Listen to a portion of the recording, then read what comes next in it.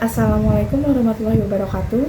Kami dari kelompok 6 yang beranggotakan Dea Eka Putri, Mutia Astining Tias, dan Isti Anahtu Rizkia akan mempresentasikan materi kami dengan judul Modus Kejahatan dalam Teknologi IT. Pengertian cyberetik. Cyberetik atau etika cyber adalah sebuah cabang studi etika yang berfokus pada isu-isu moral, hukum, dan sosial terkait dengan pengembangan dan penggunaan teknologi informasi dan komunikasi, khususnya internet. Sederhananya, cyberetis membahas tentang perilaku yang baik dan buruk dalam dunia maya, serta implikasi dari tindakan kita di dunia digital. Apa yang dibahas dalam cyberetis? Yang pertama, ada privasi, yaitu bagaimana kita melindungi data pribadi kita dan orang lain dalam dunia digital. Yang kedua, yaitu akses. Siapa yang memiliki akses ke informasi dan bagaimana kita memastikan akses yang adil dan merata. Yang ketiga, properti dan intelektual, yaitu bagaimana kita melindungi hak cipta dan kekayaan intelektual di dunia digital. Yang keempat, kebenaran dan kebohongan, yaitu bagaimana kita memastikan informasi yang kita akses dan sebarkan adalah akurat dan dapat dipercaya. Yang kelima, yaitu etika sosial. Bagaimana kita berinteraksi dengan orang lain secara sopan, santun di dunia maya. Yang keenam, ada etika sosial, yaitu bagaimana kita melindungi diri dan sistem kita dari serangan cyber. Mengapa cyber etis itu penting? Semakin kita bergantung pada teknologi, semakin penting pula kita memahami etika cyber. Dengan memahami etika cyber, yang pertama, kita dapat membuat keputusan yang lebih baik, yaitu kita dapat membuat keputusan yang lebih baik tentang bagaimana kita menggunakan teknologi. Yang kedua, menghindari masalah. Kita dapat menghindari masalah hukum dan sosial yang terkait dengan penggunaan teknologi. Yang ketiga, membangun masyarakat yang lebih baik. Kita dapat berkontribusi dalam membangun masyarakat yang lebih baik dan lebih adil di era digital. Lalu, apa saja contoh penerapan cyber etis? Yang pertama, tidak menyebarkan berita bohong. Kita harus memastikan informasi yang kita sebarkan adalah akurat dan dapat dipercaya. Yang kedua, menghormati privasi orang lain. Kita tidak boleh sembarangan mengakses atau menyebarkan data pribadi orang lain. Yang ketiga, menjaga keamanan akun. Kita harus menggunakan kata sandi yang lebih kuat dan tidak mudah ditebak untuk melindungi akun kita. Lalu, materi selanjutnya akan disampaikan oleh teman saya. Pengertian cyber law. Cyber law atau hukum siber adalah cabang hukum yang mengatur segala hal yang berkaitan dengan penggunaan teknologi informasi dan komunikasi (TIK), khususnya internet. Sederhananya, cyber law adalah seperangkat aturan hukum yang dibuat untuk mengatur perilaku dan aktivitas di dunia maya. Apa yang diatur dalam cyber law? Yang pertama, kejahatan siber mencangkup berbagai jenis kejahatan yang dilakukan melalui internet seperti hacking, penipuan online, penyebaran konten ilegal, dan pelanggaran hak cipta. Yang kedua, perlindungan data pribadi, mengatur bagaimana data pribadi kita dikumpulkan, digunakan, dan dilindungi dari penyalahgunaan. Yang ketiga, transaksi online, mengatur keabsahan dan efek hukum dari transaksi yang dilakukan secara elektronik seperti pembelian online. Yang keempat, konten digital, mengatur hak cipta, paten, dan hak kekayaan intelektual lainnya yang berkaitan dengan konten digital.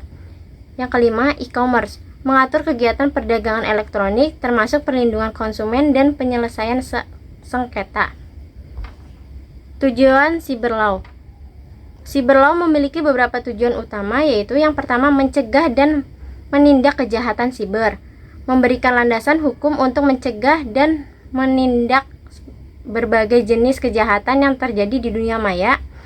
Yang kedua, ada melindungi hak-hak digital, menjamin melindungi terhadap hak-hak individu seperti hak atas privasi, kebebasan berekspresi, dan hak atas kekayaan intelektual di dunia digital.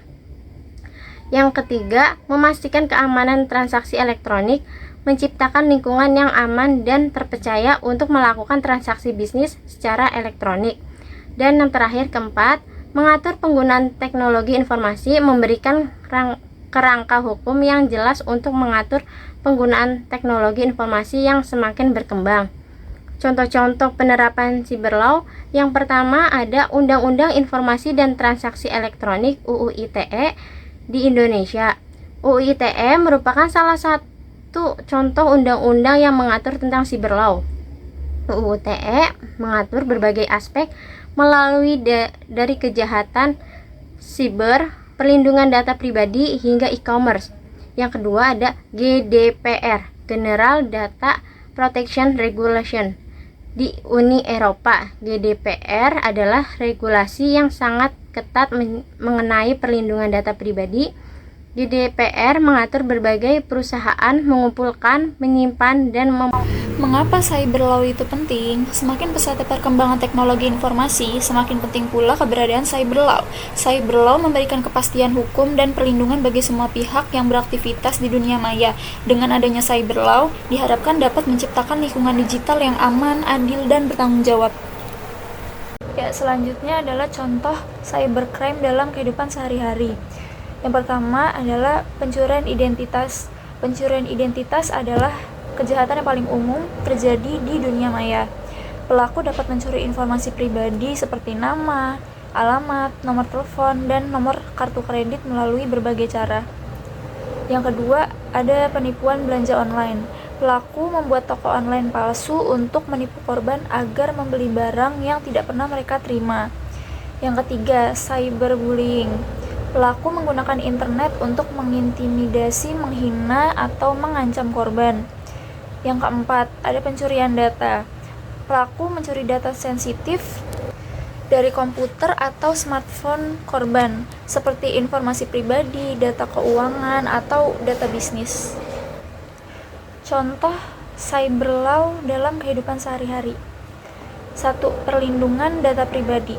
Deskripsinya, cyber law juga mencakup regulasi yang melindungi data pribadi individu dari penyalahgunaan. Di Indonesia, perlindungan data pribadi diatur dalam UU ITE dan undang-undang lainnya yang lebih baru. Contohnya, perusahaan yang mengumpulkan data pelanggan harus mendapatkan izin dan memberikan informasi tentang bagaimana data tersebut akan digunakan, serta menjaga kerahasiaan data tersebut. Yang kedua, ada hukum hak cipta. Deskripsinya, cyber law mengatur hak cipta untuk melindungi karya kreatif di dunia digital, termasuk musik, film, dan tulisan. Pelanggaran hak cipta dapat dikenakan sanksi hukum. Contohnya, jika seorang mengunduh atau membagikan film secara ilegal tanpa izin dari pemilik hak cipta, mereka dapat dikenakan tindakan hukum berdasarkan undang-undang hak cipta. Yang ketiga, hukum anti pencurian identitas. Deskripsi, cyber law mencakup ketentuan yang melindungi individu dari pencurian identitas, di mana informasi pribadi seseorang digunakan tanpa izin untuk tujuan penipuan. Contoh, jika seseorang menggunakan informasi pribadi orang lain untuk membuka rekening bank atau melakukan transaksi tanpa sepengetahuan pemiliknya, tindakan tersebut dapat dikenakan sanksi hukum. Contoh cyber etik dalam kehidupan sehari-hari. Yang pertama, media sosial.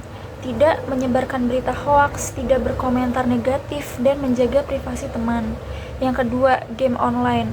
Tidak menggunakan cheat, tidak mengganggu pemain lain, dan mengikuti aturan permainan. Yang ketiga, e-commerce. Membayar sesuai harga yang disepakati. Tidak memberikan ulasan palsu dan tidak membatalkan pesanan tanpa alasan yang jelas. Demikian beberapa hal yang bisa kami sampaikan pada presentasi kali ini. Kami memohon maaf yang sebesar-besarnya apabila ada tutur kata maupun tindakan yang kurang berkenan bagi Ibu. Dengan ini, presentasi kali ini kami tutup. Terima kasih atas perhatiannya. Wassalamualaikum warahmatullahi wabarakatuh.